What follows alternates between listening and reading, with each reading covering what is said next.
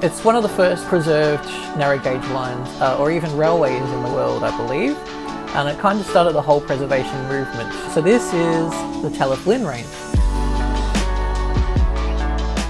Hey everyone, welcome back to Hearns Hobbies. You're here with myself, Kieran, today, and I've got something very special. So this is the Talyllyn range. So for those of you who don't know what the Talyllyn is, it's a narrow gauge line in Wales, just south of England. It's one of the first preserved narrow gauge lines, or even railways in the world, I believe, and it kind of started the whole preservation movement. So there's tons of them around now. So there's the SNDJR, and a few others around England. In Australia we've got the Puffing Billy Railway, we've got the Mornington Railway, Yarra Valley, Goldfields, all those tourist railways. And a lot of that kind of started because a group of people in England wanted to preserve a bunch of locomotives and rolling stock, or they want to preserve a whole line in the south of Wales that would have been shut down otherwise without their help. And they haven't gone without hardships over that time, but here we have a model of it today, and we've got quite a few models of them as well. So this is very exciting. This has been highly anticipated. I believe it came out in America sometime earlier this year, and finally we have them here with us. So this I have here is one in the red. It's a nice little locomotive.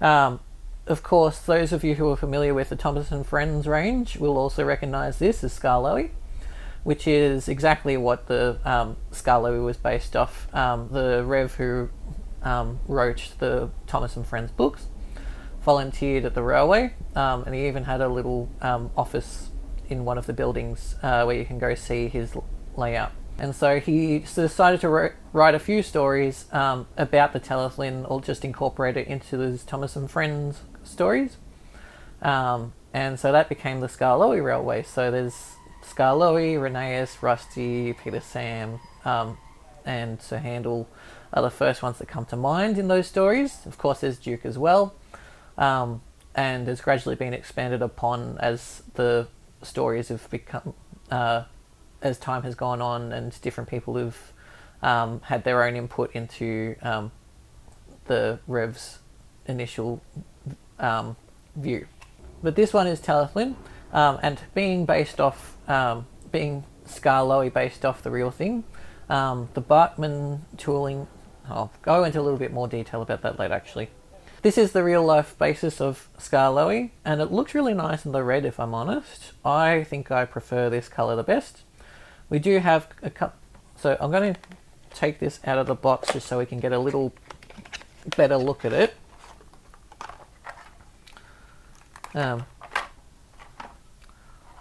Here we go. So that's it in its little packaging. And so I'll pull that out and try not to damage it too much. But immediately as you pull it out, you can feel the fair bit of weight in it. And that's because they made this saddle tank here diecast. So there's a fair bit it can pull, thanks to the traction that's gained from that extra bit of weight. Certainly more than enough to pull a couple coaches, or the 3 different coaches that we have available here at the moment. But here we have Talyllyn, and it is a really nice little loco, as I was saying earlier, very nicely detailed. You got your buffers on your front and on your back, very nicely lined. I believe this livery was from sometime in the I don't think it's the current day livery. I think the current day livery is slightly different, but it is a very pretty livery anyway. This tanks here are lined as well. The saddle tank is lined. You've got a black roof, black cap, and a little gold handlebar, little gold handrail to go across the top of the boiler, or across the top of the smoke box. You've got a little separately fitted light. Now this wasn't present on the Skarloey that they made a couple of years ago, but that's okay. You don't need a light for Skarloey.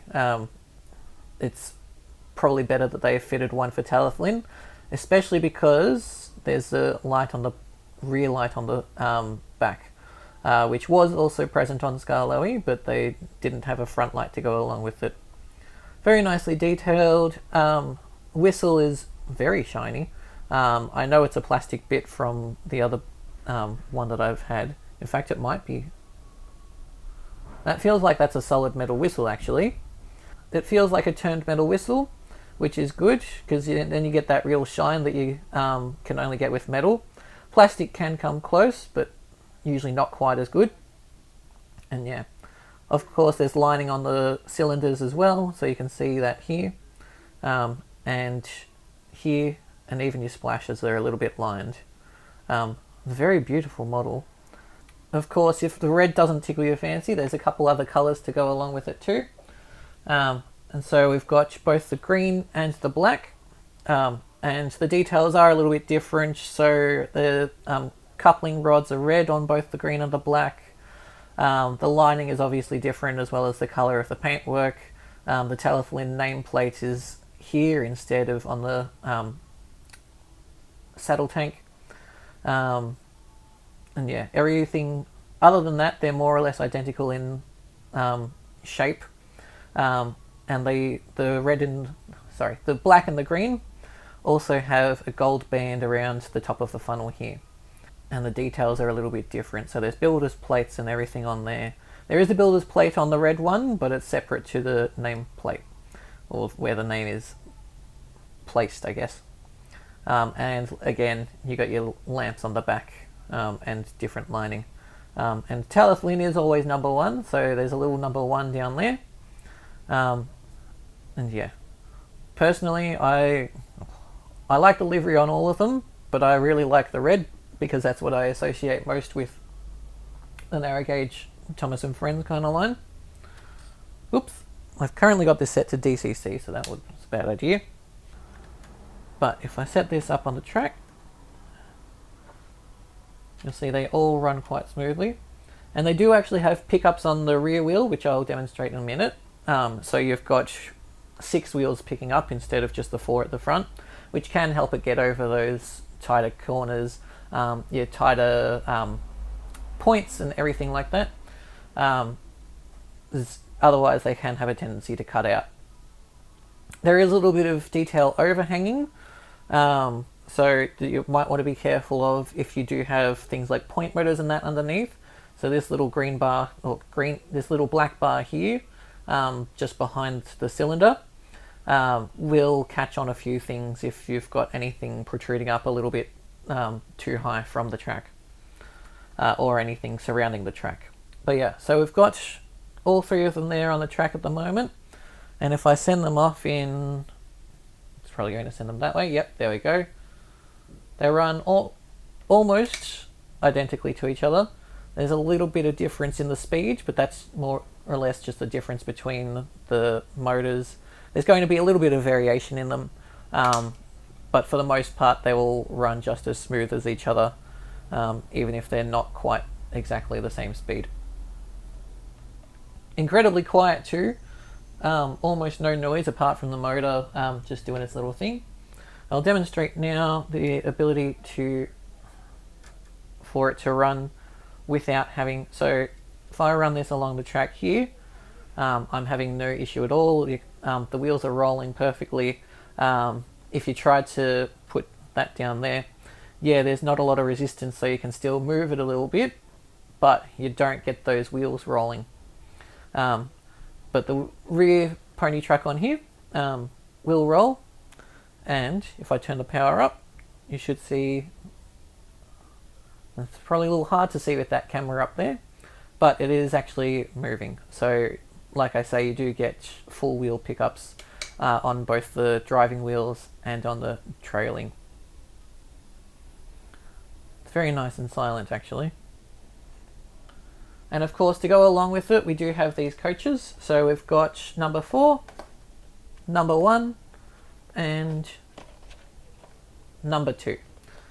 What's happened to number 3? I'm not sure yet. Maybe it will be coming out in a future release, but for now, this is what we have. Either that, or potentially there's a story in real life with number 3, but that's a topic for another day, I think. So I'll pull out number 4 just to give you, I'll pull them all out, and we can make a little train. And again, they are Bachmann have used the moulding for these before with the Skarloey range. These ones would have been blue, and then the number 2 and number 1 would have been the red and brown, kind of similar to the way these appear today. Next we'll go number 1. Now they do have the numbers on the side as well. There's a little 1 pointed out, picked out in detail here. And of course your Talyllyn Railway. These are probably a little bit nicer decorated than the Thomas products, just because they're made to represent something that's real and that exists in real life. And as a result, they have different lining. They tend to be a little bit finer in detail, that sort of thing. Of course, as a result of them using the moulding for it before, especially for something like the Thomas Friends range, it's not the most detailed carriage in the world. There are more detailed carriages out there, and even Bachmann have produced more detailed carriages themselves. But they are nice enough for the narrow gauge. They look the part. Unfortunately, the Thomas Friends range tends to be aimed towards younger children, so there's not a lot of separately fitted details, like your handrails or handles on the carriages or anything like that. So if I show you Skarloey, well, not Skarloey, Talyllyn, you will see that where there's usually some fitted handrails, it's just part of the moulding there. And unfortunately it hasn't been picked out in any kind of different colour, so it's a little hard to pick up on camera, but you might be able to see it just a little bit. Same with the handrail on the smoke box there. It's just part of the moulding, and that was a design made so that you it could be given to children and they wouldn't immediately break it, or there'd be less chance of them immediately breaking it. But they've tried to pick out a few different details, so things like this little pipe here underneath it. There's one on that side, there's one on the other side as well, and so it looks really good, very nice and shiny. I would almost believe that's real metal. In fact, it might be real metal just painted. But yeah, so put that back down onto the track and I'll show you the coupling up. And so with this, oh, I forgot about this coach here. And so I can demonstrate the way that it all couples together. Usually it's pretty simple. In fact, I might give it a little bit more space because it's going to need a bit of space to make sure that it's coupled up properly. Usually it's pretty simple and it works more or less the way your N scale or your HO scale couplers do. And you kind of just push the loco back into the carriages and then they hook up. Sometimes they can be a little bit tricky, especially because they've got these little hooks on there instead of just, so they can get stuck on each other. But as long as one of them moves out of the way and then also hooks onto the little tab that's on here, it should be fine. So I'm going to back it up. Wrong way. So back it up gradually into the carriages. So it does not have a nice little slow performance. The carriages are hooking up, or at least I saw 2 of the carriages hook up. So that hasn't really done the job. You can see a little bit there was a little bit tricky, but I was really just testing it to see exactly how slow I could go to get it coupled.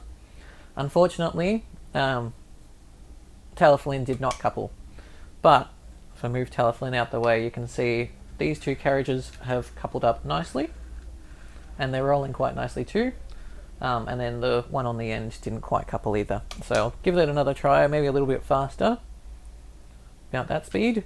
There we go, coupled up there. So now Talyllyn is coupled up to the coaches, or at least 2 of the coaches. This one on the end's having a little bit of trouble. If I give it a little bit more speed, it should do it. Maybe not. Are you? Wow, this is a good demonstration of exactly what can go wrong when you're coupling up with 009. So, give her a little run up again, and I'll see if I can get it this time. As a result of, well, this experiment has proved that the coaches are very free rolling. In fact, this coach is more free rolling than the coupler is unhooking or lifting up. I believe it's coupled up now. Run it forwards. Yep, there we go. And nothing's derailed, thankfully. Can happen sometimes if you're not careful, especially if you're running into the buffer stops at each end. But it's all coupled up. So you can see a little bit of the coupler there. But when they want to couple up nicely, they should look like that. And these buffers, yeah, they protrude out a little bit, but look how tight they can possibly go before you start to get buffer lock. You start to have problems with the couplers before you end up with buffer lock. Anyway, I personally like buffers on my 009, and in fact on a lot of my locos, so I tend to buy things with buffers just so that I can have them. To say this hasn't been run in yet is honestly amazing. The fact that this runs so smoothly right now out of the box without any time to run in is pretty impressive, and it will only get better as time goes on, or at least after running in. Yeah, very nice little train here. All it's really missing is a brake van, but I'm sure they're going to do one at some stage. They've done it in the Thomas and Friends range. They're going to do it in real life, I reckon. It's possible they don't use a brake van in the real Talyllyn at the moment, or at least in preservation. I haven't visited the railway yet, so I'm not quite sure. But if they do make one, I'm sure they'll be popular. So that's what I have for the Talyllyn at the moment.